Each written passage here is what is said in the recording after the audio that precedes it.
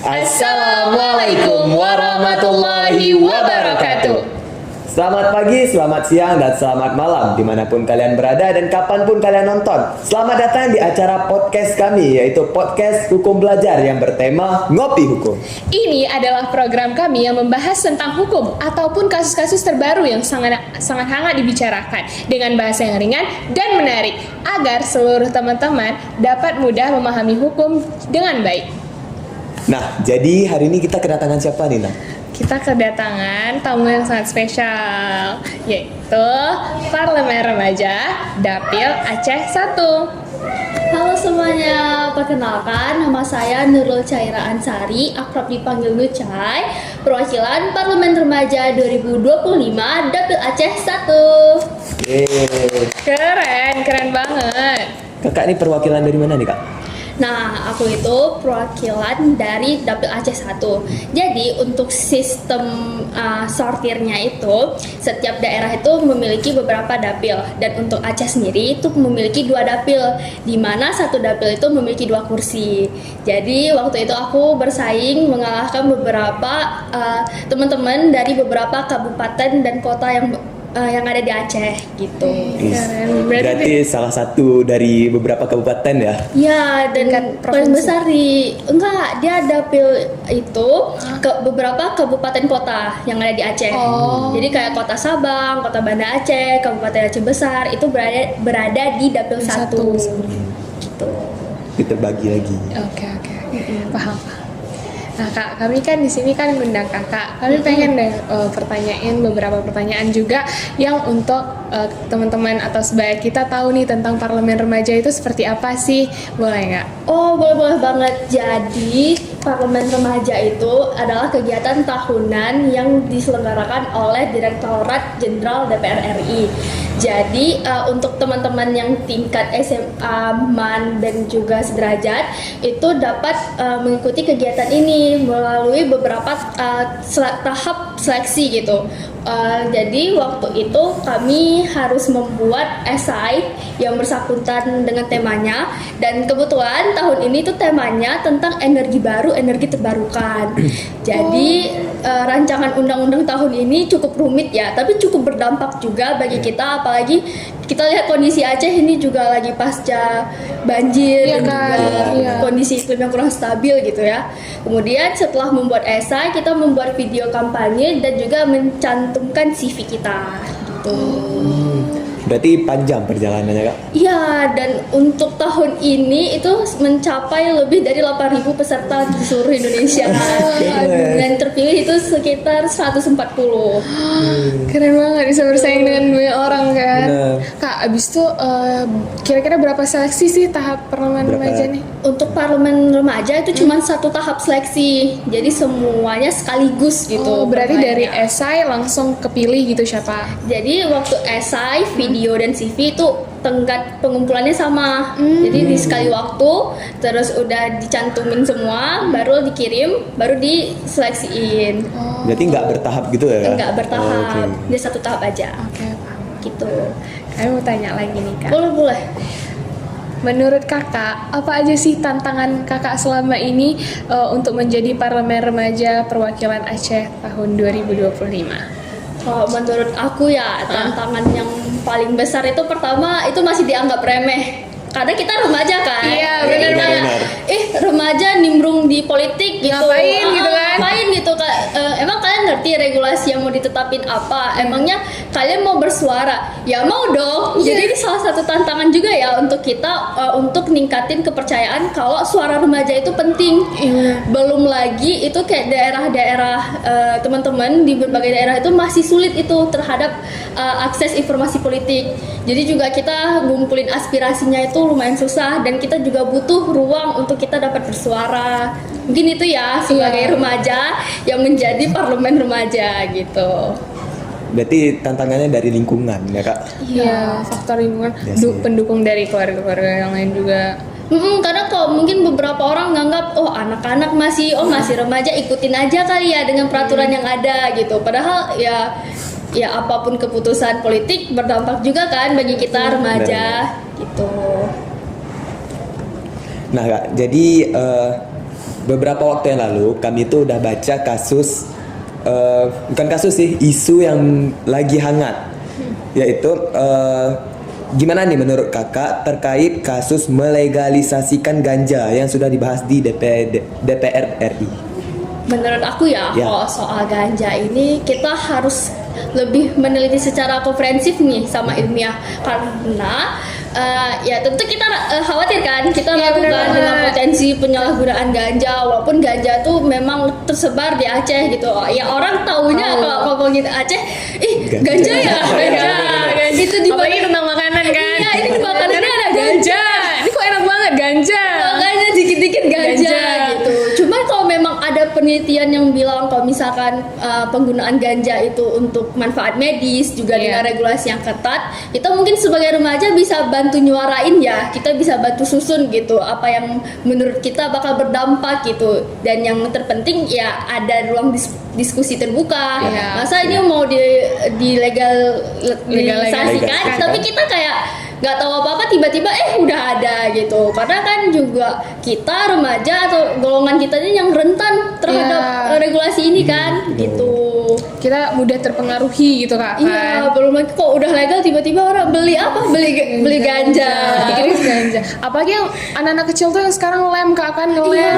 Iya. Apalagi kalau masih kecilnya udah ngelem, kalau udah legalisasikan pasti lagi beli apa tuh? Beli ganja Ah. kayak beli permen. Hal-hal normal Hal normal. dinormalisasikan untuk sekarang kak kan. Jadi kayak kita juga butuh pematangan lebih lanjut ya, Iya, kayak benar. harus ada aspek-aspek yang harus dipikirin segalanya gitu, nggak mungkin langsung tiba-tiba legal Langsung gitu. legal. Nggak boleh dong.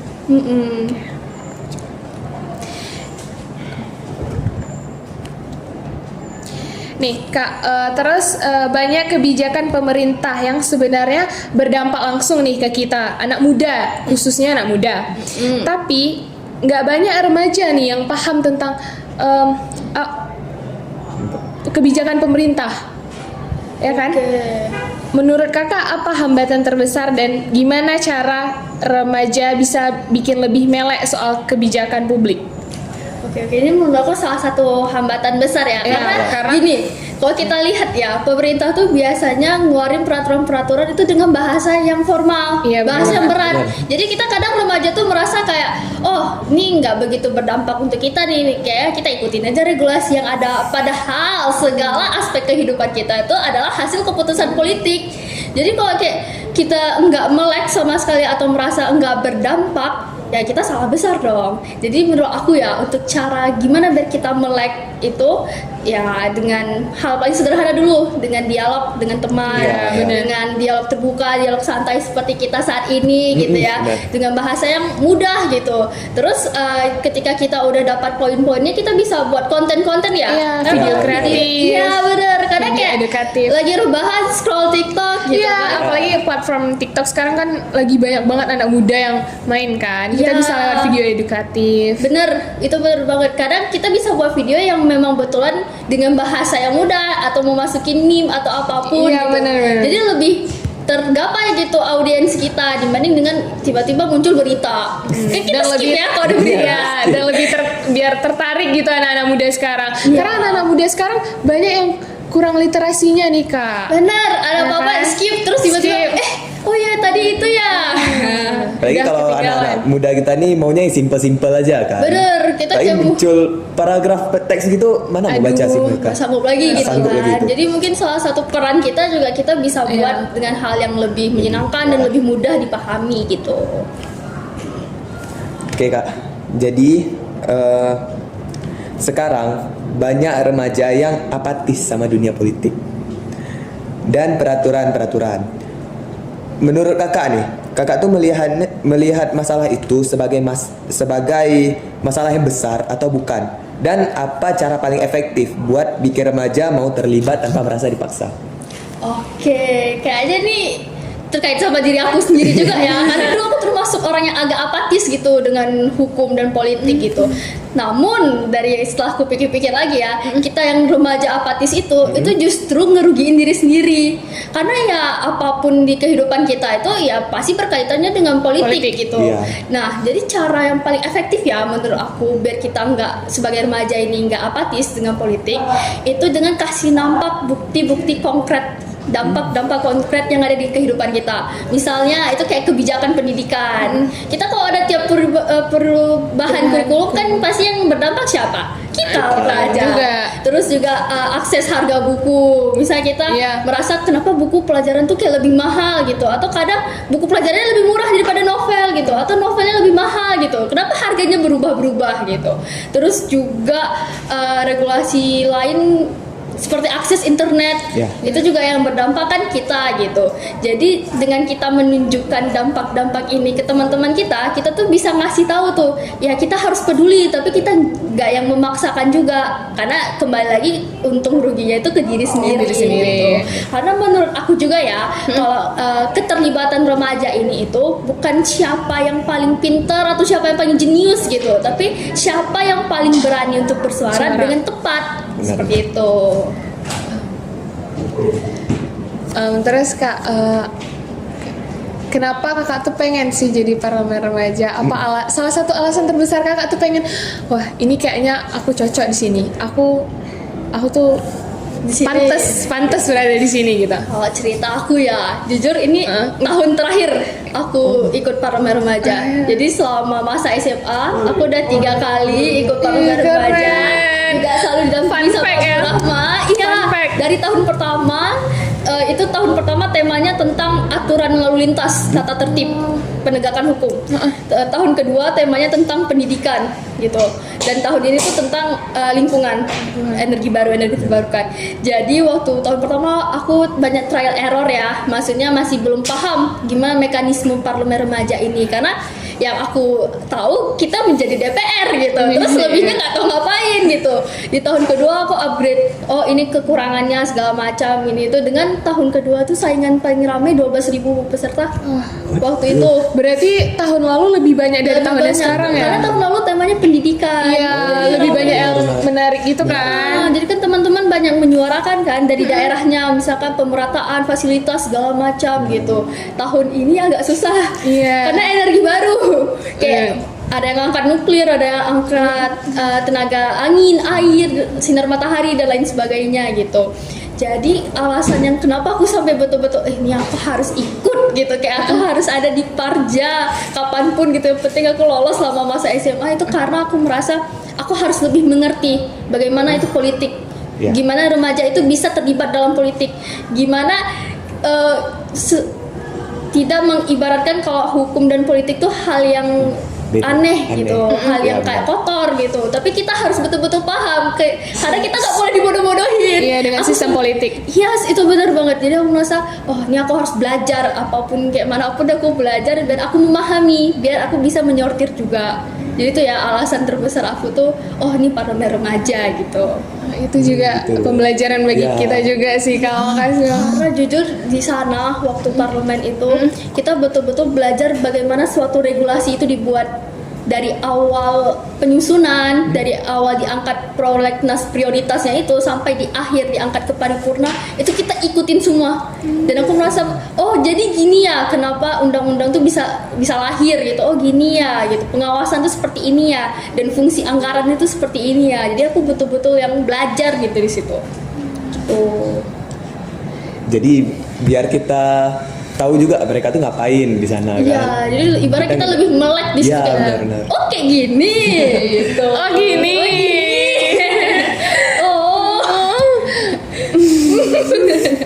Nah, jadi teman-teman kan udah tahu nih kalau parlemen remaja tuh kita kayak simulasi dari DPR ya kak? Bener, Ya. itu bener. Kira-kira kakak ada nggak tips and trick supaya dalam perjalanan kakak supaya jadi parlemen remaja ini? Kalau secara motivasi ya mungkin jangan pernah ragu untuk coba dan jangan pernah takut gagal, karena Iya, benar. mau berapa kali pun coba pasti Akan ada hasil. akan ada hasilnya, dan Tuhan itu kayak selalu ngasih timing yang pas gitu. Kapan kamu akan mendapatkan sesuatu tuh pasti udah direncanakan juga sama yang di atas gitu. Terus juga untuk persiapan diri itu perbanyak penelitiannya, ngangkat soal isu-isunya, ngumpulin aspirasi, sama untuk di parlemen remaja itu juga perbanyak sertifikat dan CV-nya gitu. Berarti sertifikatnya ngaruh lah ya. Sangat tahun ini 40% sertifikatnya. Oh, hampir setengah ya. Iya, jadi yang paling Lumayan. besar.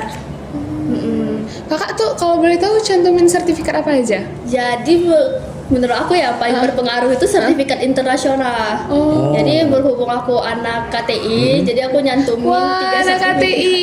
Berarti Iya. kakak bakal ke Bangkok dong nanti? Enggak lagi? Aku udah Selesai. Udah selesai. Selesai, Nggak oh. mungkin lagi. Kemarin yang ke Malaysia ya, Iya, yang bawa iya, produk iya. sistem monitoring itu kan dapat emas, dan kebetulan juga produk itu yang aku angkat di Parja. Oh, berarti Iya. 2 in 1 ya Kak? Iya, tuh itu. Jadi pas sekali dengan temanya lingkungan, tentang Iya. emisi karbon, polusi udara segala macam, aku kepikiran, kan produk KTI aku juga Iya. itu gitu. Jadi aku minta Menguntungkan. izin sama teman-teman kayak teman-teman tim KTI, boleh nggak aku angkat ini ke Parja gitu, jadi produk Parja gitu. Karena juga di sistem kami itu, di alat produk kami itu, salah satu upaya untuk promosinya itu dengan kerjasama dengan pemerintah. Nah, di Parja kan kita pemerintahannya, Iya, iya. kita yang membuat regulasi. Jadi aku angkat di esai aku gitu, dan alhamdulillah lewat. Alhamdulillah, ih, keren. Keren. Itu juga salah satu pentingnya kita banyak wawasan kayak Bener.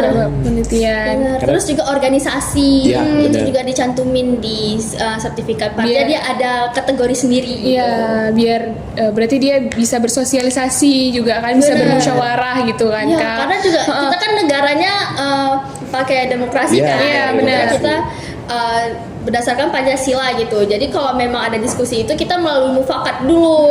Kalau memang kita nggak dapat di mufakat, baru kita melakukan voting gitu. Tanpa terasa rupanya udah di penghujung Kak ya. Selesai ya nih. Iya, aduh, padahal Padahal seru pengen banget sih. baik lagi Sarah gitu. Gak apa-apa, mungkin ada di lain Ada di lain kesempatan kita kesempatan. ngobrol lagi ya. Ya. Jadi mungkin untuk episode kali ini podcast kami sudah berhenti saja dulu. Kita cukupkan. Saya Muhammad Syawalambia. Dan saya Nadia Fatinaska. Salam Adiaksa. Wassalamualaikum warahmatullahi wabarakatuh.